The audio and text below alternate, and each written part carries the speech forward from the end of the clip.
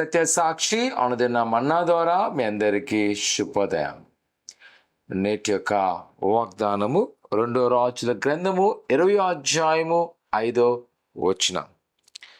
నీవు కన్నీళ్లు విడిచుట చూచితిని, నీ ప్రార్థన నేను అంగీకరించి ఉన్నాను. ప్రియకుమార కుమార్తె రాజు అయిన హిజ్కియా జీవితంలో జరిగిన సంఘటన జ్ఞాపకం చేసుకొని దేవుడు ఇస్తున్న భరోసమైన మాట. రాజు అయిన హిజ్కియాను మనం చూచినప్పుడు ఒకవైపు అష్షూరు నుంచి ఒక భయంకరమైన యుద్ధము, రెండవదిగా తన ఆయుష్ కొరకున్న పరిస్థితి. ప్రవక్త అయిన యెషయా వచ్చి ఇదిగో నీ ఇల్లు నువ్వు ఇంకా సర్దుకో అన్నప్పుడు ఆయన కన్నీరు కార్చాడంట. గోడ ఎత్తి కన్నీరు కార్చుంటే మళ్ళా అదే ప్రవక్త దేవుడు చెప్తున్నాడు, నేను చూచాను నీ ఆయుష్ను 15 సంవత్సరాలు పెంచుతాను.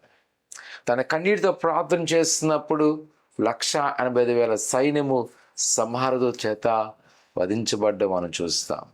నిజమే, కన్నీరు కాల్చినప్పుడు ఆయన వదిలివేసే దేవుడు కాదు. ఆనాడు హిజ్కియా కాదు, ఈ దినాన మన జీవితంలో కూడా ఈరోజు నీ శ్రమ ఉన్నప్పుడు, కష్టం ఉన్నప్పుడు, బాధ ఉన్నప్పుడు, దుఃఖం ఉన్నప్పుడు నిరాశపడవద్దు, కానీ దేవుని సన్నిధిలో కన్నీరు కాచు. ఆయన ప్రార్థన అంగీకరిస్తాడు. ఆయన ఊరుకునే దేవుడు కాదు, కానీ గొప్ప కార్యం చేసే దేవుడు. ఆనాటి ఇజ్రాయెల్ ప్రజలను శత్రువులు భయం నుంచి విడుదల చేస్తున్నవాడు. హిజ్కియా తన ఆయుష్ని పెంపొందించే దేవుడు.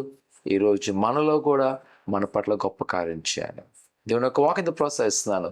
ఒకవేళ నువ్వు చాలా వ్యాధంతో ఉన్నావేమో, చాలా బాధ దుఃఖముతో ఉన్నావేమో, భయపడక ప్రభువు నీకు సహాయం చేయబోతాడు. ఆయన మనను బలపరచబోతాడు. ప్రార్థన చేసుకుందాం.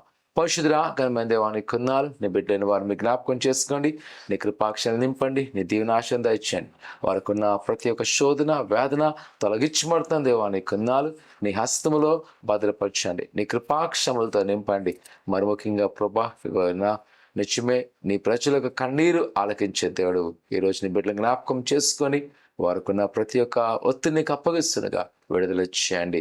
ఉదయకాల సమయంలో వారి ముందు ఎలాంటి సవాళ్ళున్నా ప్రభా ధైర్యంగా ఎదుర్కొంటకునైనా మీరే బలపరచమని యేసు నామమున తండ్రి, ఆమేన్. ప్రభువుని నమ్మకించండి. ఆయన పట్ల గొప్ప కార్యం చేయను గాక. ఆమేన్.